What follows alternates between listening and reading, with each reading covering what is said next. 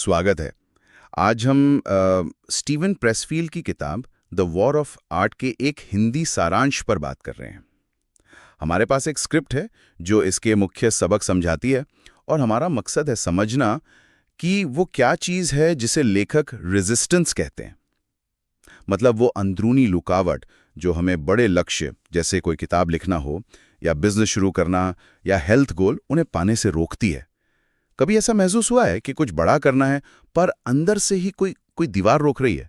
चलिए इसी गुत्थी को थोड़ा खोलते हैं। हाँ, और ये जो रेजिस्टेंस है ना, स्क्रिप्ट साफ करती है कि ये कोई बाहर की चीज नहीं है, कोई बाहरी दुश्मन नहीं, ये हमारे ही अंदर का आलस है, डर है, शक है और सबसे बढ़कर टालम मटोल की आदत। स्क्रिप्ट से एक ऐसी अंदरूनी ताकत बताती है जो हमें अपने कंफर्ट जोन में मतलब आराम के दायरे में कैद रखना चाहती है, जहां हम सेफ तो फील करते हैं पर हमारे सपने वो धीरे धीरे वहीं दम तोड़ देते हैं।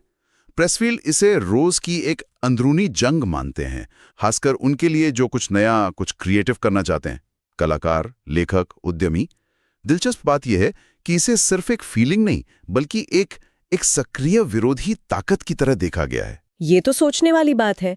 हम अक्सर बाहरी मुश्किलों को देखते हैं, पर स्क्रिप्ट कह रही है कि असली लड़ाई तो अंदर ही है। अच्छा, तो ये रेजिस्टेंस काम कैसे करता है?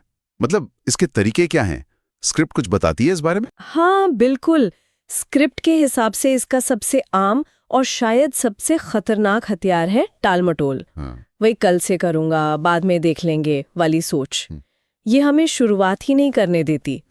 और दूसरा बड़ा हथियार है डर, फेल होने का डर, लोग क्या कहेंगे इसका डर, यहाँ तक कि अजीब पर कामयाबी का डर भी। ये हमें वो जरूरी कदम उठाने से रोकता है।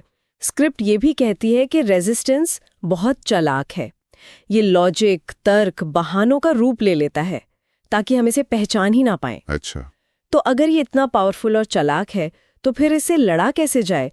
सारांश क्या रास्ता दिखाता है? यहीं पर वो शौकिया और पेशेवर वाली बात आती है ना, एमेच्योर वर्सेस प्रोफेशनल। हाँ बिल्कुल, ये स्क्रिप्ट का एक बहुत अहम हिस्सा है।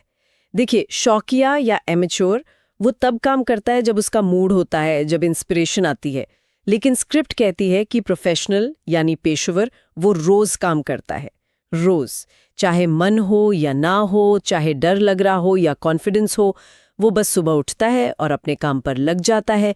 यही डिसिप्लिन, यही रोज का कमिटमेंट, यही रेजिस्टेंस को हराने का मुख्य तरीका है। स्क्रिप्ट इस बात पर जोर देती है कि प्रेरणा का इंतजार करना वो असल में रेजिस्टेंस का ही एक जाल है। अच्छा, काम शुरू करने से प्रेरणा आती है, न कि प्रेरणा आने का इंतजार करने से काम शुरू होता है। ये तो काफी सीधा और मतलब पावरफुल पॉइंट है। इंतजार मत करो, बस शुरू कर दो। और स्क्रिप्ट में डर के बारे में भी एक थोड़ी अलग सी बात थी कि डर लगना शायद अच्छा है।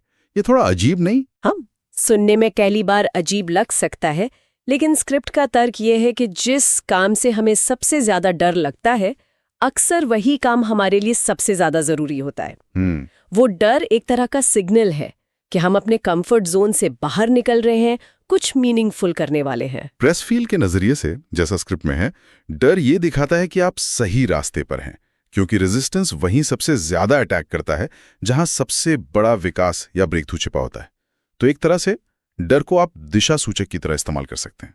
तो कुल मिलाकर मैसेज ये लग रहा है कि असली जंग बाहर नहीं है, वो हमारे अंदर है। वो आलस, वो डर, वो टालमटोल जिसे प्रेसफील्ड रेजिस्टेंस कहते हैं, वही असली दुश्मन है। और जीतने का तरीका रोज काम पर लगना, एक प्रोफेशनल की तरह, चाहे फीलिंग्स कैसी भी हों, बहानों को, डिस्ट्रैक्शंस को साइड में रखकर बस शुरू करना है। शायद यही पहला और सबसे मुश्किल कदम है। बिल्कुल सही कहा।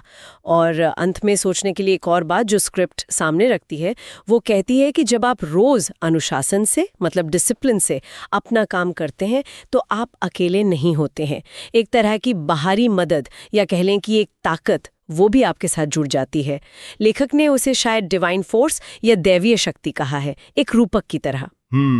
इसका मतलब शायद ये है कि जब आप लगातार एक्शन लेते हैं तो यूनिवर्स या परिस्थितियां भी आपके फेवर में होने लगती हैं। तो सवाल ये उठता है, अगर स्क्रिप्ट के अनुसार डर वाकई जरूरी काम का सिग्नल है, तो अभी वो कौन सा डर है जो किसी को सबसे ज्यादा महसूस हो रहा है, क्या वही डर उस अगले कदम का इशारा कर रहा है जिस पर ध्यान देने की जरूरत है? ये सोचने वाली बात है।